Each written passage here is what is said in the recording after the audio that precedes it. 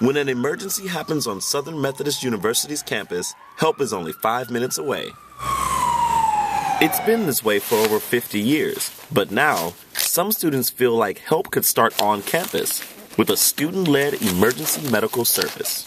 Inspiration started during the Snowmageddon. It was taking emergency services longer than it should in order to respond to someone who just fell and broke their leg. Students started to feel an emergency health care gap on campus. Memorial Health Center is great, but 8 to 5 isn't really helping when you have students here on weekends, when we have all this crazy weather like snow, people falling down, breaking legs. MustangEMS then began as an idea for undergraduates to work with existing departments to close that gap. What we want to do is we want to enhance and support what they're already doing, bring their 5 minutes down to 30 seconds to 2 minutes response time.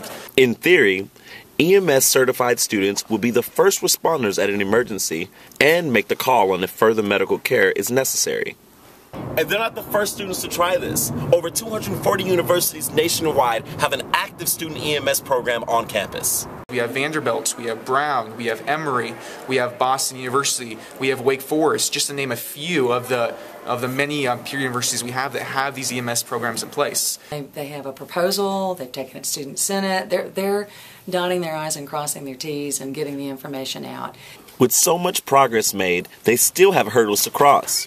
One, proving to SMU that they're extremely qualified. They're going to be certified not just by the state of Texas, but also nationally certified by the U.S. government to provide pre-hospital care. And all of their services will be provided pro bono. So by providing it free of charge, we can't recuperate the cost on the back end. So we're basically operating as a nonprofit organization. Some students are already on board. I obviously haven't had time to go to a doctor, but if a student could come up and be like, hey, you might need to go get that looked at because it could be a long-term thing, or, oh, it's okay, ice it, you'll be fine.